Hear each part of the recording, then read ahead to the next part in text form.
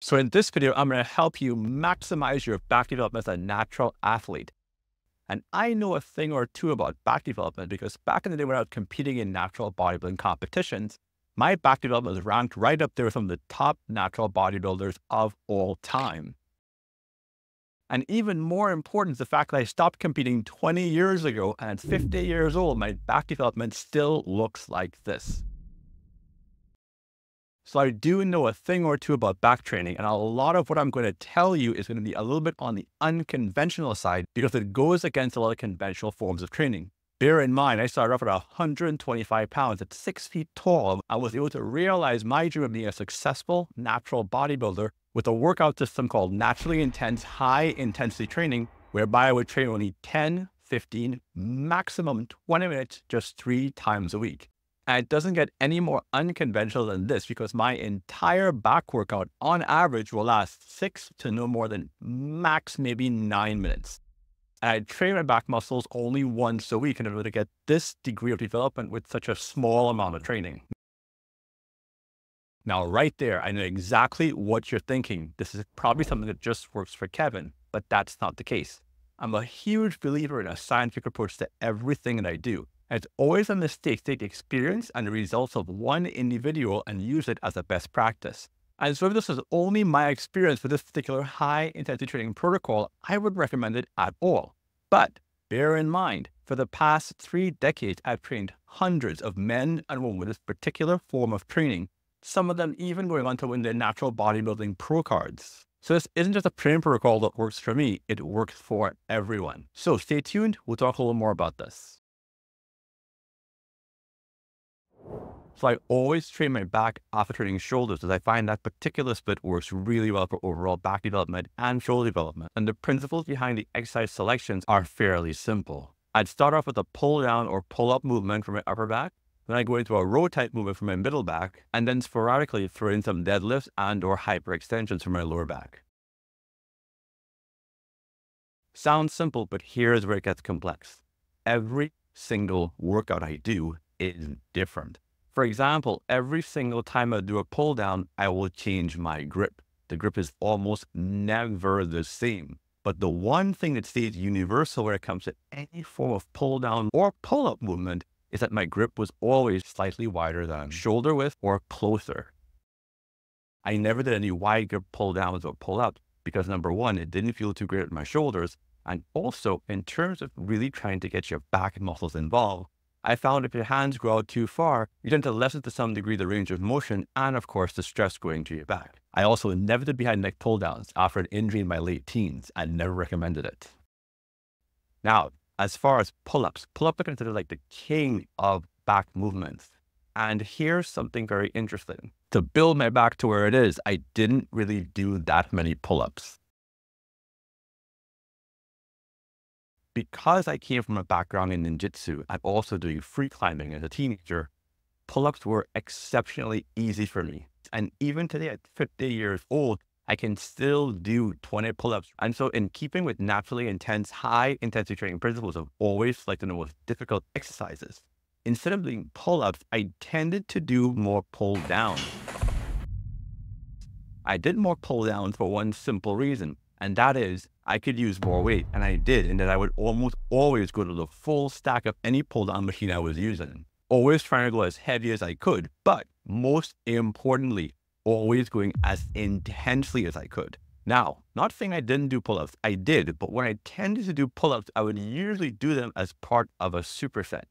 So I would do some form of a row movement with a pull-up at the same time, because, like I said, pull-ups were relatively easy for me to do, and so I try to always pre-exhaust myself before doing them. Now, on the other hand, if you're like most people and pull-ups are difficult for you, I absolutely advocate that you do them, as I've seen my clients get tremendous results over the years from doing pull-ups. And again, since variety is a key factor of naturally intense high-intensity training, almost every single time we do pull-ups, I would consistently keep on changing the grip I was using. So I wasn't doing exactly the same type of pull-up every single time, which over the years saved a lot of wear and tear on my joints. Now, the next set of exercises I'll be doing will be rows.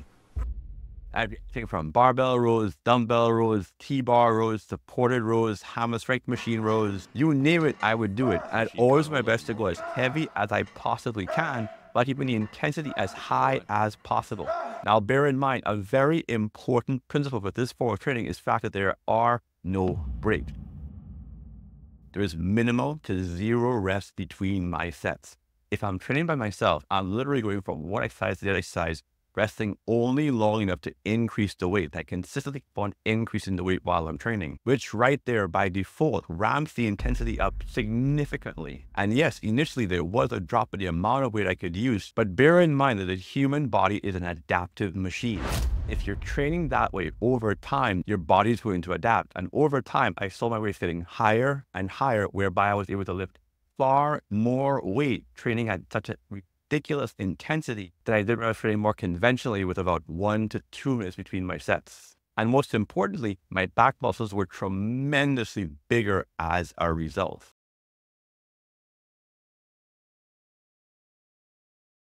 Now, a question that keeps coming up is deadlifts. How do I work deadlifts into my back training?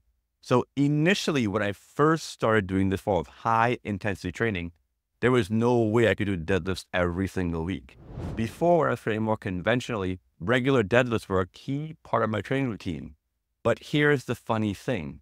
When I started training with this type of intensity, doing deadlifts maybe once every 2 months or so, the funny thing is that as the years went by, the amount of weight that I could deadlift significantly increased. And perhaps I could have lifted even more than that, but I had a freak accident when I was 30 years old.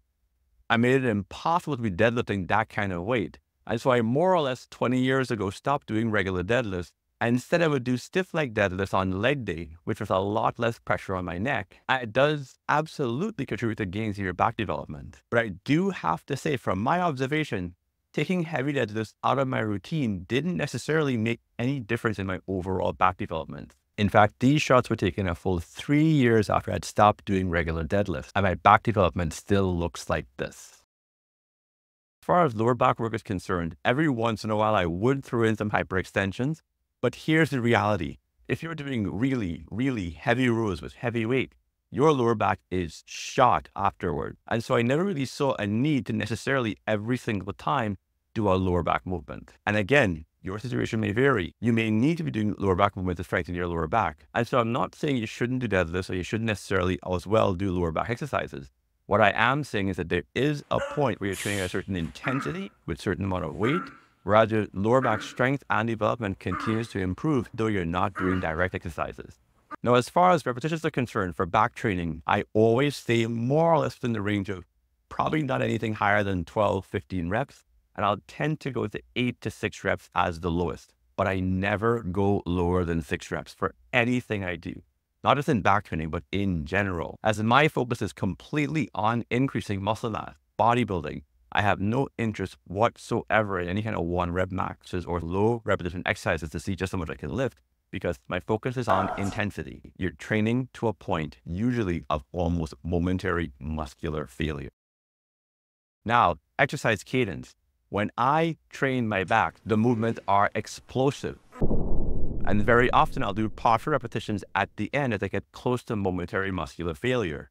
And here's the thing. We live in a time when people are absolutely overly obsessed with the idea of doing perfect reps. And when it comes to back training or any training in general, if I can do 10 perfectly controlled reps, with my first rep being as smooth and controlled as my last rep, it means that my muscles are already adapted to that particular weight. And there is no reason whatsoever why your muscles should get bigger and stronger. The rep plays can talk from now to the time that pigs fly, but the reality is that muscles will only get bigger and stronger if they're subjected to an overload, stimulation it's unaccustomed to. If it's accustomed to stimulation, then your first rep and your 10th rep are going to be exactly the same. And so at this form of training, it's completely okay for your last couple reps to be partial reps, especially the muscle as big as your back, which in my experience responds best to truly explosive, almost plyometric type movements. And bear in mind that training this way with no rest whatsoever is exceptionally difficult. All this was designed to be done either under my supervision or under supervision of a naturally intense certified personal trainer, because it's very difficult to train this way on your own. And also there is the problem that almost every single athlete who I've ever worked with who thought they were training at maximum intensity wasn't training anywhere near as hard as they could when they were being pushed. But there's still a lot of principles that you can take and apply to your own training. And my whole life work has always been about the whole idea: to whom much is given, much is expected. And so I try to always share as much as I can, because I understand and remember exactly what it felt like when I was a natural bodybuilder without much information that was out there that was relevant to me as a natural athlete. And so I'm trying as much as possible with this channel to share my years of experience of what works with you. So thank you so much for tuning in. You can learn a lot more about naturally intense, high intensity training here on this channel. Know I believe in you. Thanks again for tuning in. And as always, Excelsior.